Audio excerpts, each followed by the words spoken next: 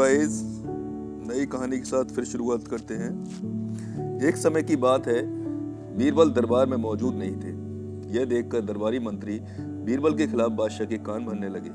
दरबारी मंत्री ने बादशाह से कहा, जहां पना आप बीरबल से ही प्यार करते हैं, हमसे नहीं, क्योंकि आप हर जिम्मेदारी बीरबल को ही देते हैं। अगर हमसे प्यार करते या हमें इस काबिल समझते तो आप बीरबल को देने वाली जिम्मेदारी हमें देते।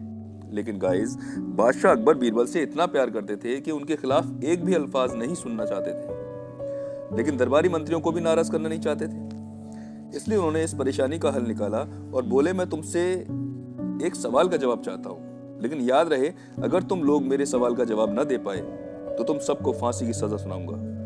दरबारियों ने कपकपाती आवाज में कहा, ठीक है जहांपना, हमें आपकी ये शर्त मंजूर है, बताइए आपका सवाल क्या है। बादशाह ने कहा, बताओ दुनिया की सबसे बड़ी चीज क्या है।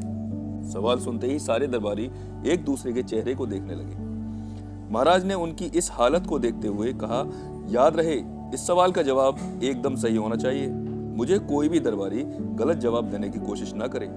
खैर, दरबारियों ने बादशाह से सवाल हल करने के लिए कुछ दिनों की मोहलत मांगी और बादशाह ने उन्हें मोहलत दे भी दी।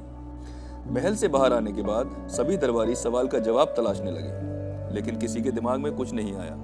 पहले दरबारी ने कहा, दुनिया की सबसे जरूरी चीज भूख है। दूसरे दरबारी ने कहा, दुनिया की सबसे बड़ी चीज भगवान है। और तीसरे दरबारी ने दोनों के जवाब को गलत बताते हुए कहा, भगवान कोई चीज नहीं है और भूख को भी बर्दाश्त कर सकते हैं।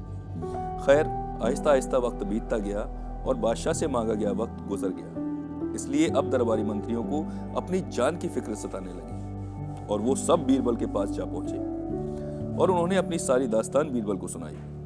बीरबल उनकी परेशानी के सबब को अच्छी तरह जानते थे।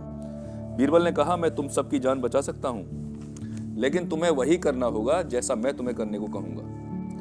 बीरबल की बात मानने के अलावा दरबारियों के पास कोई चारा नहीं था और बिना देर किए हुए दरबारी राजी हो गए।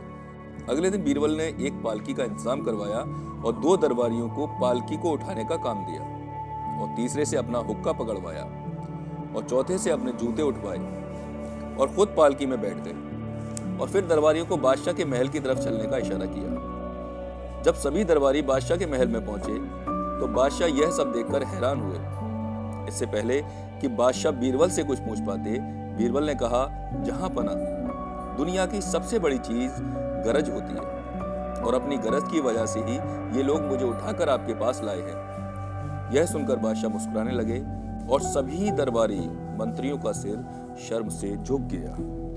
सच है गाइस, बीरबल जैसा दिमाग सबके पास नहीं होता।